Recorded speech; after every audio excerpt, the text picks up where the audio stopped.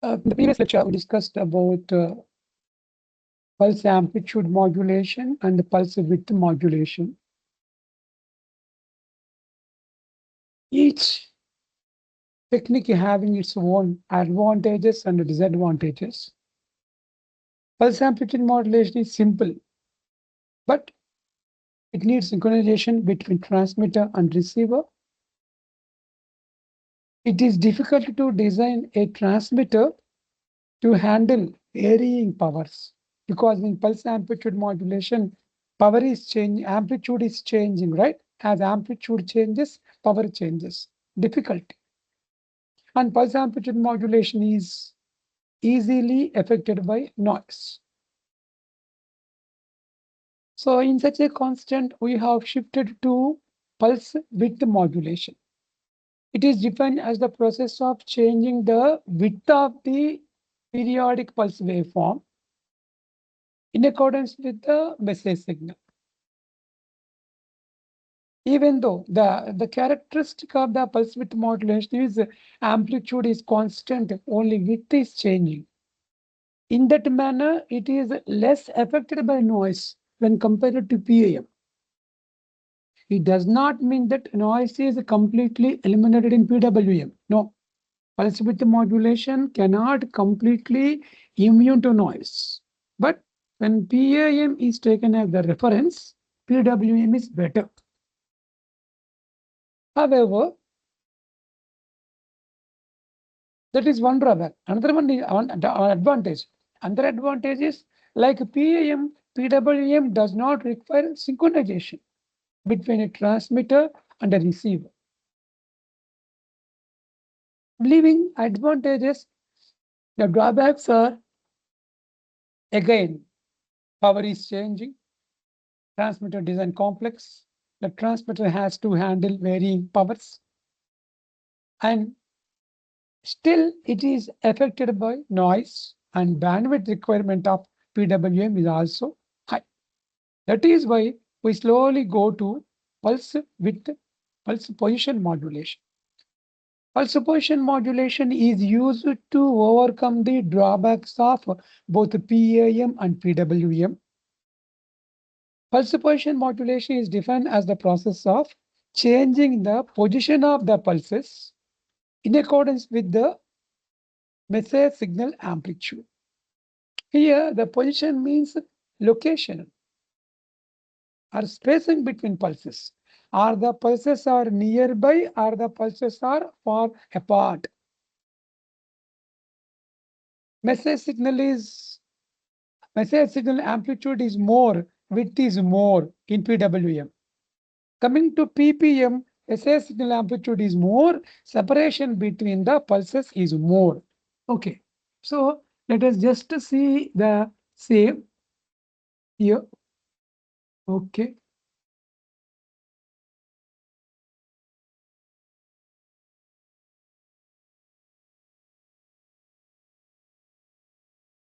Let us just the waveforms for better understanding.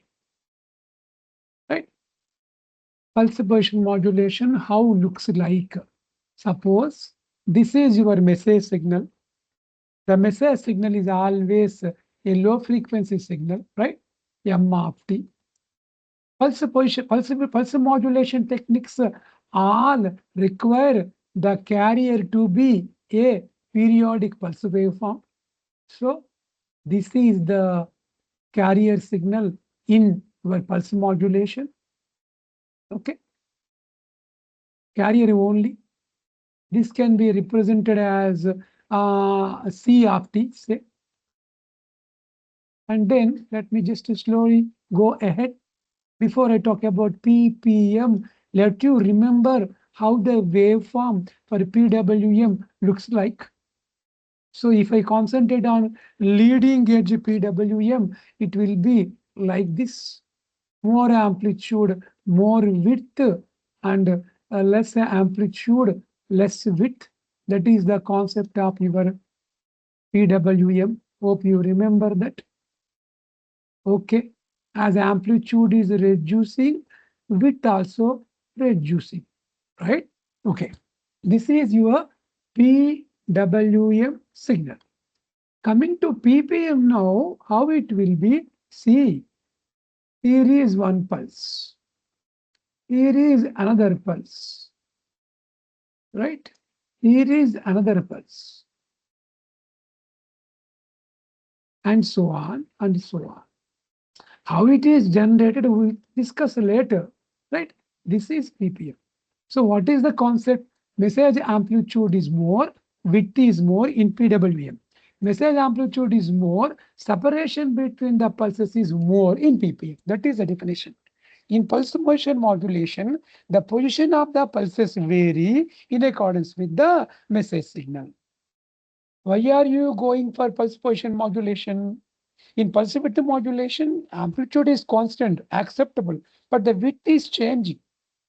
So in that context, as the width is changing, power is varying. If power is varying, design of transmitter becomes complex.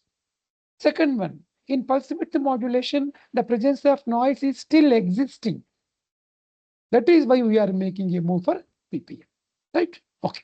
Now, is definition. This is the graphical representation. Now, how to generate ppm? The generation of ppm signal fundamentally from two approaches. A ppm signal can be generated by using a comparator or by using a IC55 timer. Even though diagrams are too differently given, underlying concept is same. The pulse width modulated signal can be produced from three approaches. In the previous lecture, we have seen that. Comparator method, monostable multivibrator, are using IC555 timer. So, pulse position modulated signal can be generated in two steps. One, generate a PWM signal using a comparator or a monostable multivibrator and apply the PWM signal generated so used through a monostable multivibrator. Yeah, this is a monostable multivibrator or this is a monostable multivibrator. IC555 timer is used to generate timely waveforms. That IC555 timer can be used in a stable mode, monostable mode, bistable mode. If you want to generate the pulse position modulated signal, we need IC555 to be operated in the monostable mode. That is what this diagram corresponds to, right? Okay, let us just see how it works, how the signal is generated.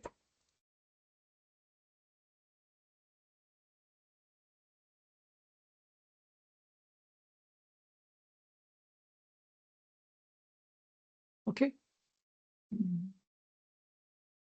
Yeah, let us come here. I paste this diagram so that we can follow.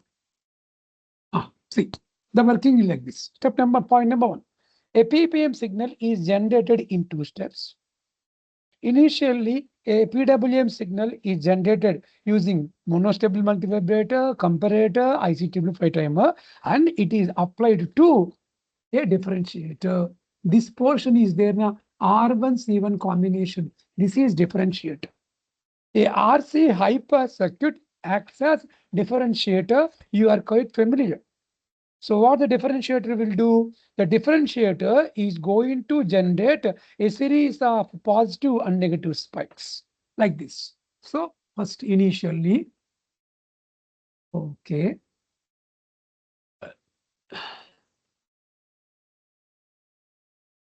PWM signal I am sketching here because that is the input.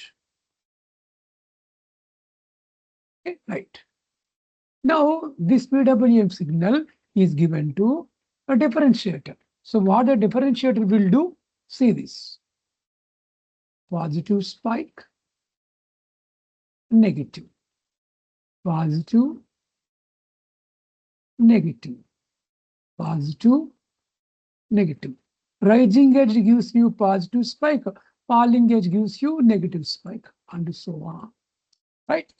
How this is done? From sampling property of impulse function, we all know du of t by dt equal to del of t. We know this. So from that property only, these are generated. Differentiator, no differentiation. Positive means positive value, negative, I mean, this is increasing, positive, decreasing, negative.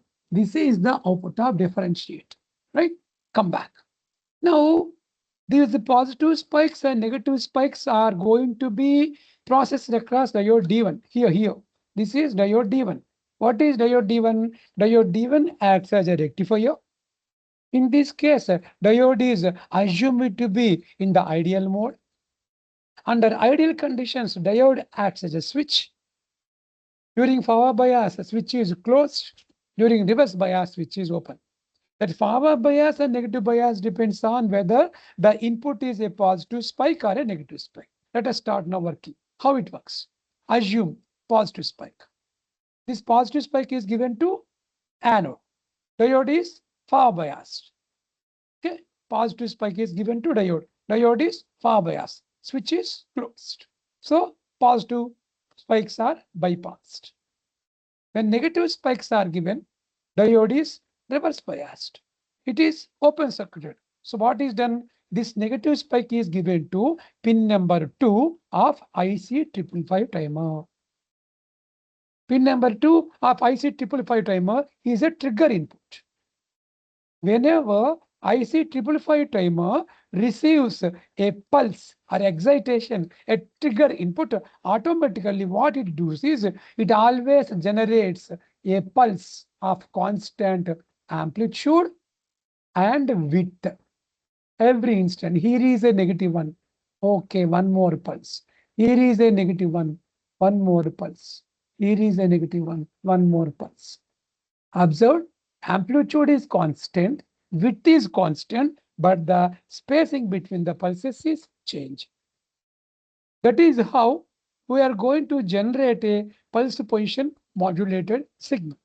PWM signal, differentiator output of the rectifier. What rectifier output is? Rectifier output is only consisting of the negative spikes. And finally, the IC555 timer, upon receiving a trigger input, generates the pulses. Okay, so this is how we generate a PPM signal, pulse position modulated signal. We know modulation is done on transmission side, automatically demodulation receiver side. So discuss about demodulation of PPM signal. Start. How to write? Demodulation is the inverse process of modulation. Modulation done at the transmission side, demodulation done at the receiver side.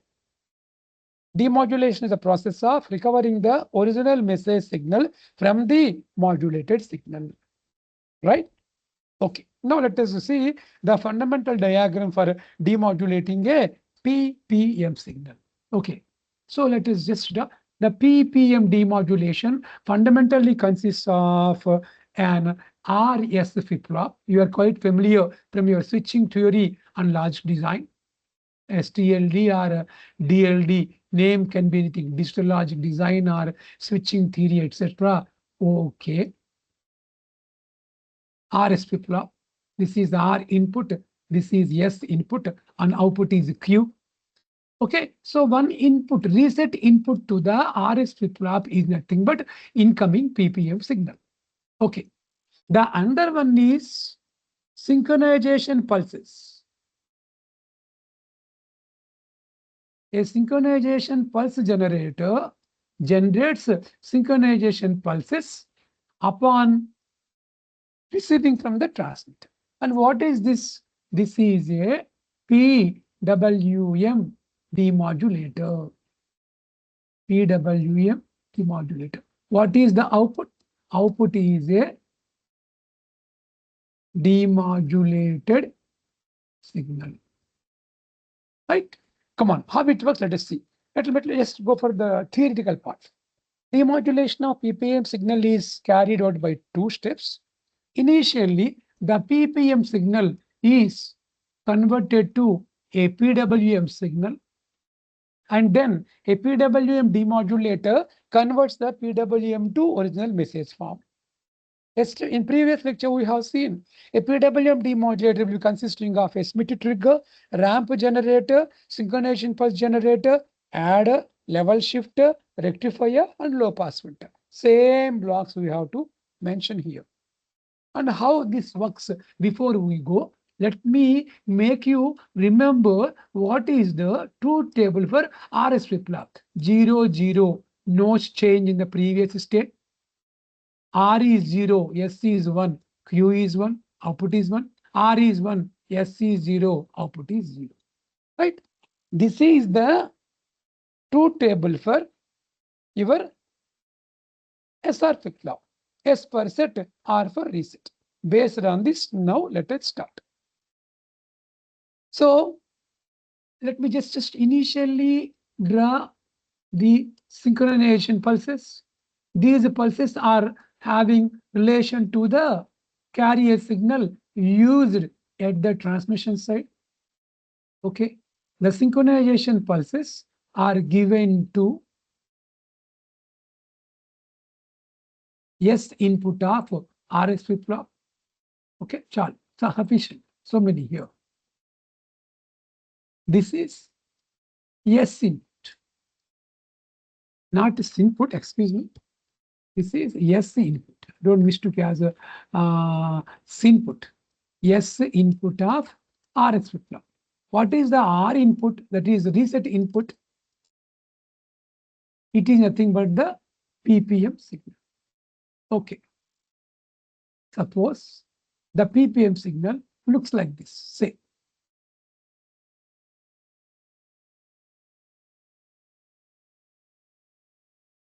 And so on. Okay. Somewhere here. How it works. We don't know. I have just mentioned what is truth table. See this way. See vertically. In this case, S equal to 1, R equal to 0. What must happen? Whenever set input is high, okay, this goes high, right? And see this one, this point. Set is 0, R equal to 1. So, first pulse. Again, here, set equals to high, R equal to 0, goes high. Going on high, this portion set equal to 0, R equal to 1. So come on. See this one. Again, set equals to high, output is high.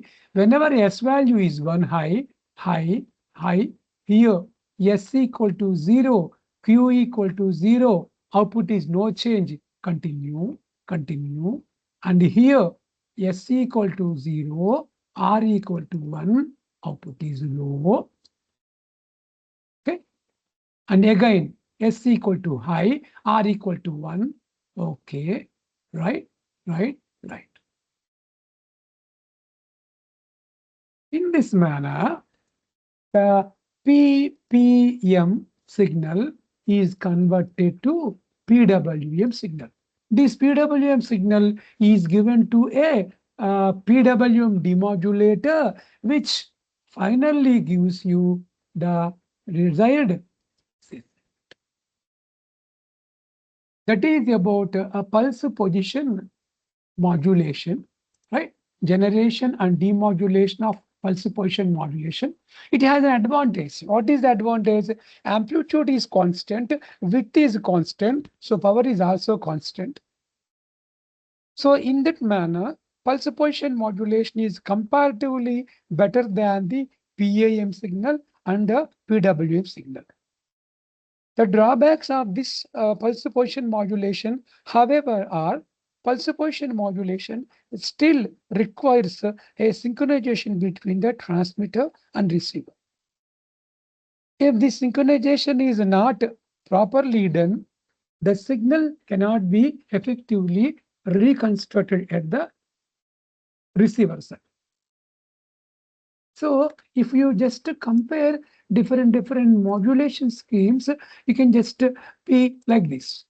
Okay, by this time we have disclosed our discussion on the PAM, PWM, and PPM, right? So The demodulation of these are the ppm. Okay, ppm amplitude is constant, so less noise is there. Power handling of transmission power is also easy. Coming to drawbacks, like PAM, PPM also requires synchronization, and bandwidth requirement of PPM is also more. Okay. In a nutshell, see this. In a nutshell, this is the comparison between different pulse amplitude modulation schemes. I should the word analog pulse modulation schemes, to be honest. PAM, amplitude varies. PWM, width vary. PPM, position vary. Another parameter is bandwidth. We are not having the derivative aspects being touched here, just what mentioned. In PAM, transmission power is changing. In PWM, it is not a constant. In PWM also, power changes. It's not a constant. In PPM only, the transmitted power is constant. Coming to noise, now, among all the three modulation schemes, PAM is more affected by noise. PWM is moderately affected by noise when compared to PAM, but however, PPM is less affected by noise. Coming to complexity among PAM, PW, and PPM, PAM is the simplest one, and PPM being the complex one. And finally, we know these pulse modulation techniques are advantage in the sense that they provide time division multiplexing. Number of signals, number of stations can be merged together and transmitted simultaneously. So in such a case, the PAM is going to accommodate more number of channels, while the PPM is going to accommodate less number of channels. And, and coming to noise performance also, the signal to noise ratio for PAM is relatively low, while for pulse motion modulation, the signal to noise ratio is high.